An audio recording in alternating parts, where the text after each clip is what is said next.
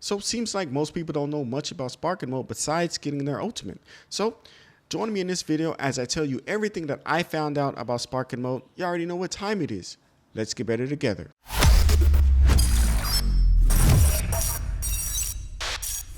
Number one, that every character gets auto deflect. So auto deflect is just auto deflecting the ki blast, right? So I'm gonna need you to be my demonstration partner, Broly. All right. Now do your thing. No matter what he does, where he goes, if he's doing the ki blast, it's gonna bounce right off of me as long as I'm in sparking mode, right? It doesn't matter if he's in sparking mode. So if we're both in sparking mode, there's no point into throwing ki blast, right? You won't take no damage because he'll never touch you. Now, thank you, Broly. I'm gonna need you again, but I'm gonna just need you to stay still for now, right? Another thing is your combos when you're tapping square. Square is actually the best bet to do. If you just don't feel like doing anything, you just tap square and you get about 13,000 damage. Some characters a little bit higher, some characters a little bit lower. And you know, it's about 13,000 damage every time if you just tap it square, if they don't counter or anything, right? But after around that 13,000 damage, it's just gonna push them away, and you can do your ult and just go like this. That's what you're gonna see a lot of people be doing, because it's, you know, you're not tossing them around. They can still get out with the super counter and all that, but you're not tossing them around. When you start tossing them around, they can get out a lot easier. So, but another thing, if you trip them, you can punch before. Actually, you can still punch them on the floor. No, I guess it was just a glitch. My bad. Don't worry about that punching on the floor. But you can punch them before to keep the combo going. Before they hit the floor, when you trip them, you can keep the combo going. So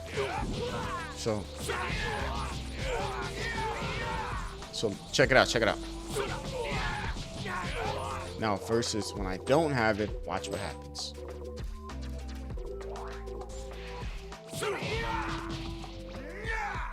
Exactly. So keep the combos going. You can keep your combos going longer, and you can kind of do your mix-ups. Now for the combat, if you do want to do your mix-ups, personally me, I would sit there and wait till I get about 9 to 10,000. Right? So I would sit there and just wait, look at the damage, boom, boom, boom, until about boosted, and then to try to get the most damage to where it's still good damage, but they have a less chance to sit there and get out of your combo. So that's personally what I would be doing. But when it comes to the combat, it's different, but you're going to get the same amount of damage just about every time. So square is perfectly viable. So you can sit there and do that. You don't have to worry about mix-ups if you don't want to. All right. Another thing is some characters have super movement. If you don't know what super movement is when you're dragon dashing and it's R1 and you just want to pick where you want to go. So as you're dragon dashing, just boom, R1. You can kind of just pick where you want to go, right? And this will throw people off too, right? So as you're dragon dashing, you can do that, and you can just sit there and do that while you're not dragon dashing, right? So you don't have to hold R2 on standard controls or L2. So if you don't believe me that it's R1, for me it's R1. It says it on here. I don't know how different it's going to be on classic controls. So for me it's R1. So if your character does have it, you want to just go over here and look at what it would be if you're using classic controls. But if not all characters have this movement, so don't like be upset if you're doing it right and the character still isn't doing it. The character just doesn't have it. Not every character has it. I don't know what stipulation makes a character have it or not, but I just know some characters do, some characters don't. Another thing is, and I'll just turn off max for right now. I'll just go into it. Oh, Broly, I need you to block for me, my boy. Go ahead and hit that block for me. I gotta show the fans something, the people something. So you can break their guard with a smash attack. It doesn't matter where they're blocking. It's just gonna be a broken guard. So mid, right? Boom. Boom. Right? Now, watch the difference from sparking mode. I will destroy you.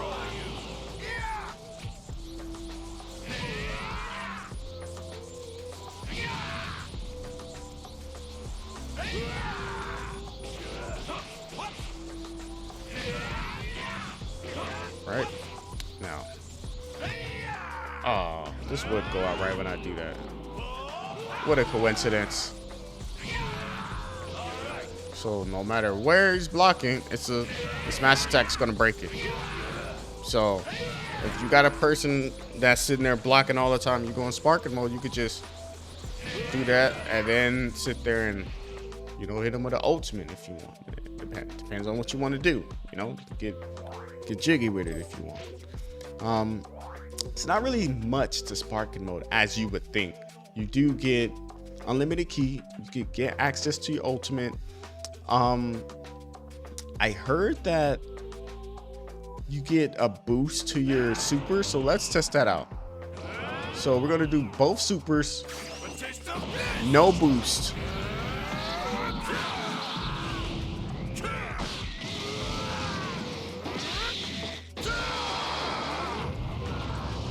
All right, 11,925, right? For the first one. No boost. 10. 144. Right? 11,925, 10, 144. Alright.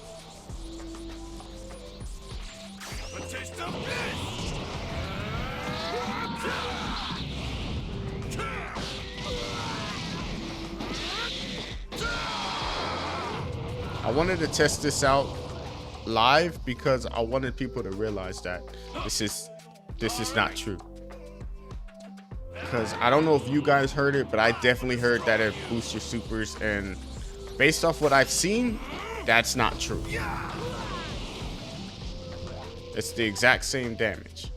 You could just do it again right after, like literally right after. And by you having only 5 key bars, most attacks takes 3 and 4, and you get 2 attacks that takes 3. But a super, you can sit there and have unlimited keys. So if you do it, that's probably why people are saying that, because you could just do it, right?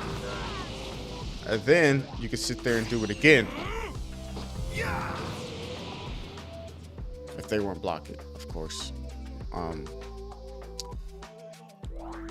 But other than that, it's not really too much. Now, your sparking mode does not affect your skill count. It's not like you get unlimited skill count. You might get it a little bit faster, but I can't confirm nor deny it because I haven't been noticing any difference, if there is a difference. But it's not much. You know, you could do a combo till about 13,000, do your ultimate. Your ultimates is something that you don't get unless you're in sparking mode, so that's a reason to do it. You get the vanishing to sit there and counter Vegito players, so please, that's a reason to use this. If you're going against Vegito, kind of getting your sparking mode once you realize he's in that state. So you can do this. You got your super movement. Some characters have super movement. Now, not every character has this. By you having a unlimited key, smash attacks, you can block all the smash attacks.